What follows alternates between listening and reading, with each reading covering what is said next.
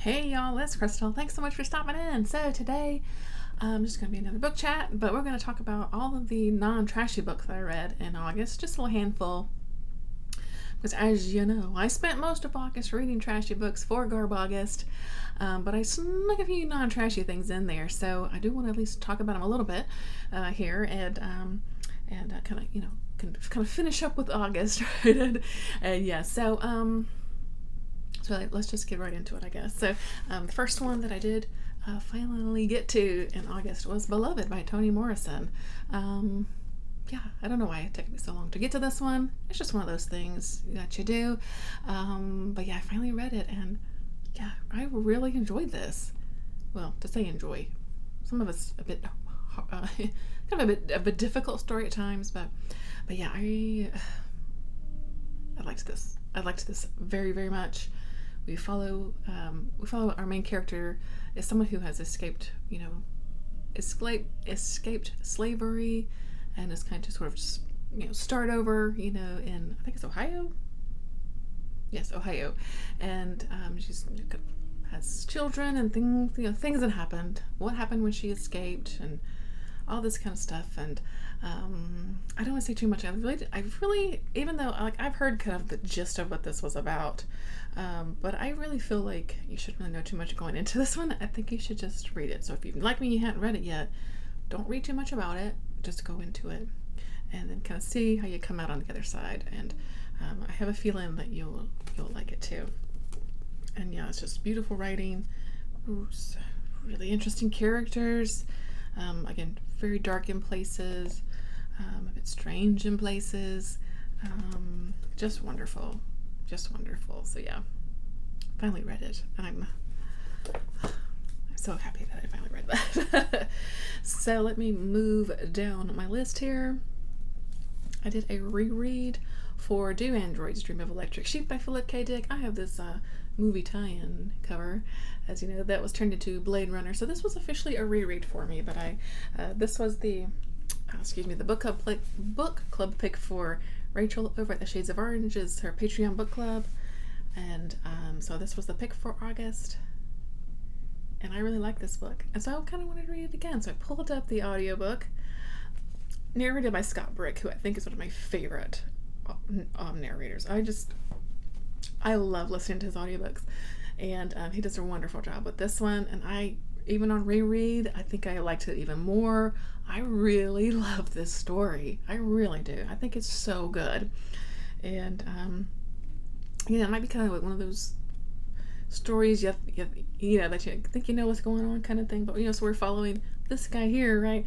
Who is Rick, of course, is his name, and he is someone that kind of hunts down, androids, robots, whatever, because they aren't officially supposed to be on Earth anymore, and Earth has been, destroyed by humans, like we do, and so if you are a good enough person or you have enough money, you can flee Earth and live somewhere else off the planet.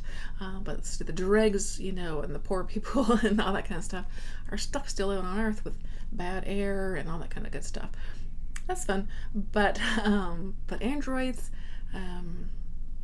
do sometimes escape, the good part of the good, and try to come back to Earth, and they've got these bounty hunters, essentially, that track them down. There's a lot more that goes on in here. There's a religious, I hesitate to call it a cult, that's not really what I want to say, but a religious group that's not a group that's discussed in here. Just the what's important to humanity now, which I think is very strange in here. What is it like to be a human, of course. I just love this book. I really do. So if you're intimidated by kind of older sci-fi, give this one a go. Maybe you'd like it too, because again, even on a reread, really, really loved it. So yeah, very excited about that. Okay, so what is next? Yes, I finally read Parable of the Sower by Tavy Butler. This was the book pick for Brad Proctor's Spinebreakers book club, and loved it. I loved this book. Y'all know I love Octavia Butler anyway, but and I'm just kind of really slowly making my way through her work. And so when this was chosen, I was like, okay, I'm gonna jump on that group read for sure, and finally dig into this series, because I did have this series on my list to read this year and I hadn't gotten to it yet.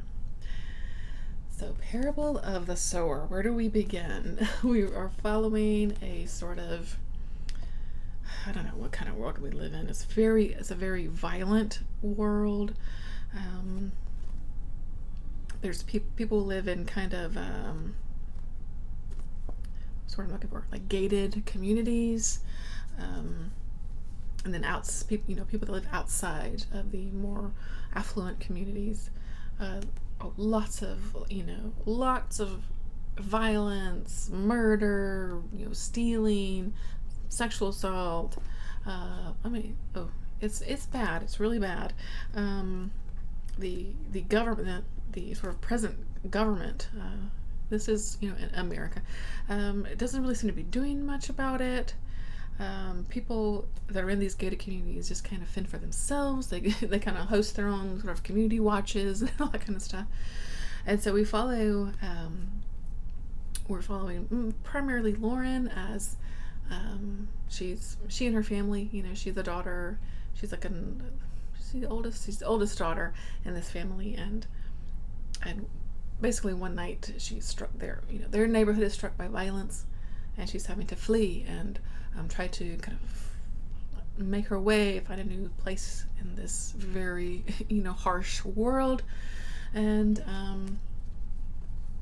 she has been developing this sort of way of thought, possibly like a foundations of a religion, and so some people are kind of drawn to that.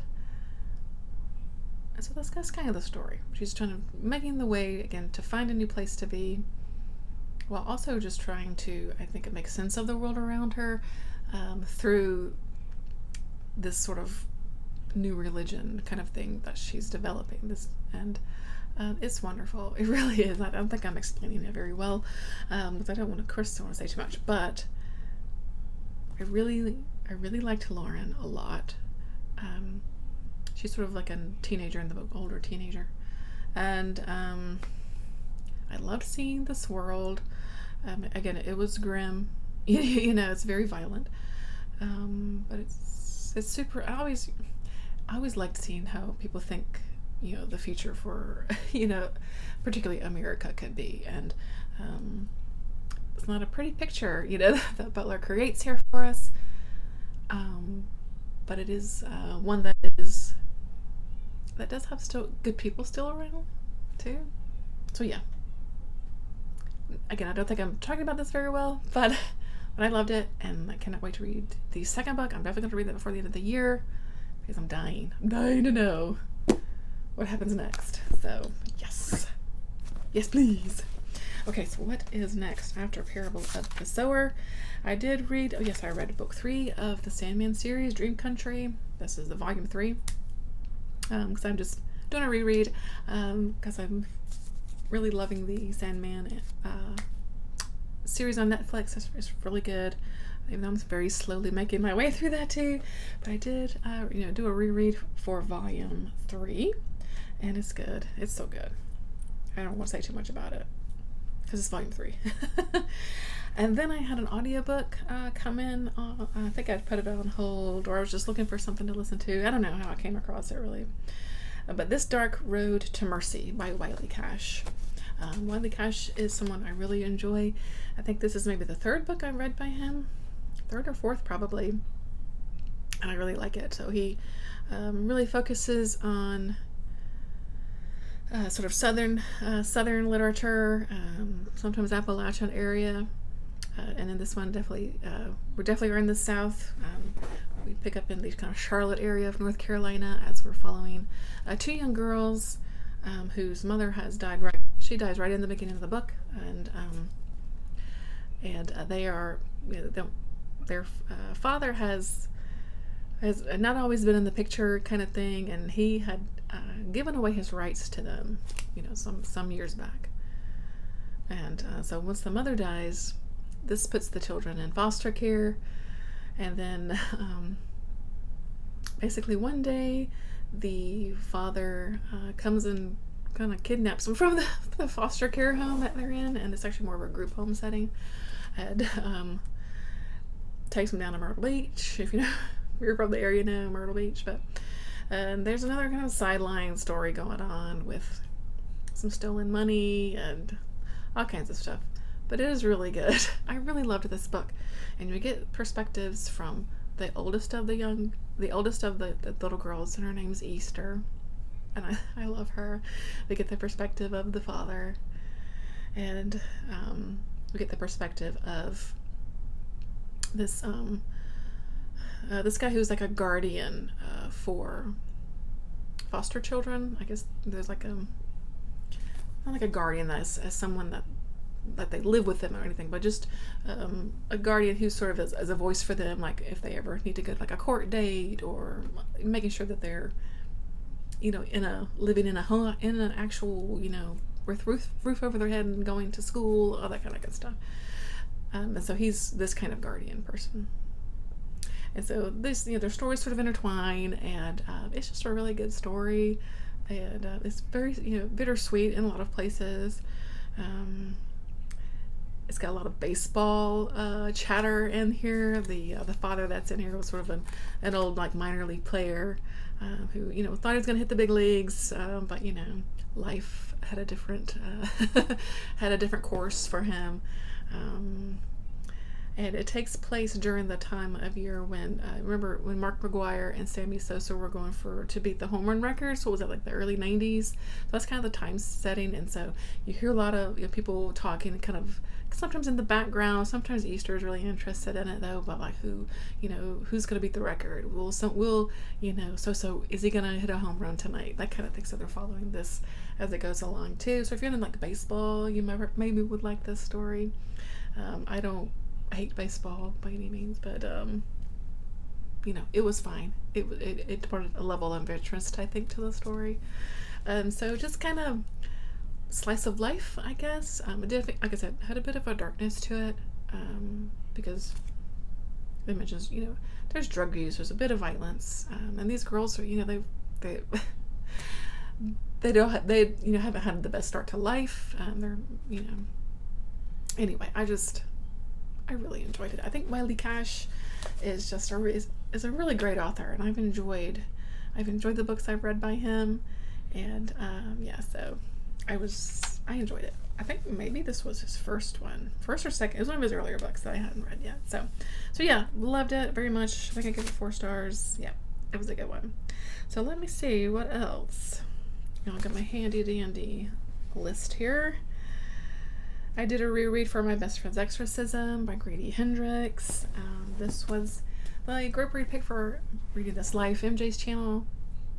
She had a little buddy read going on for that one, and I wanted to reread it because I knew the movie was going to be coming out soon, and so I pulled it up on audiobook, and I just did another listen to get the story again. And gosh, how much I have this book. I should hold it up. How much do I love this book? I really love this book. It is chock full of 80s nostalgia, but really, it really just captures, I think, that time period of being a girl. And I don't know how Grady Hendrix captured that, but he did. I think he has a lot of sisters, and so but that maybe that helps. Being that young girl, having that best friend, when you've got that best friend, even if it's just one, you've got that best friend that you can depend on. And when that best friend changes and really becomes someone totally different because they're possibly possessed by a demon, that's hard. I love this book. I love that book, period. So yeah, and the reread was great. What else? Okay, so I ended August by reading The Year of the Flood by Margaret Atwood. This is book 2 of the Matt Adams series, and I really liked it. I really liked it. I loved Oryx and Crake. Flippin' loved it. I read it, I think, last month or something. Loved it. This one, I as it was going, I was like, okay, I don't know. I mean, am I enjoying this as much? And but once it got going and I got into it, I was like, okay, yeah, this one's good too. So this so I won't tell you too much because it's book 2. But Oryx and Crake it's a post-apocalyptic type of story. It's a virus story. A virus has eliminated most of humanity, and so, like I said, in Oryx and Crake, we're following a man named Jimmy, who maybe he's the last human left on the planet. We're not quite sure, and the story goes backwards and forwards in time to the present day of Jimmy, Snowman living, Lord words, in this kind of decimated world, along with the children of Crake, who we learn about, and then going into previous times of what happened and what got him there, essentially. And then book 2, we're following. It kind of the same thing, but we're following kind of a different character and their kind of journey with the past and the present, and how things connect, all that kind of good stuff. And it's just so good.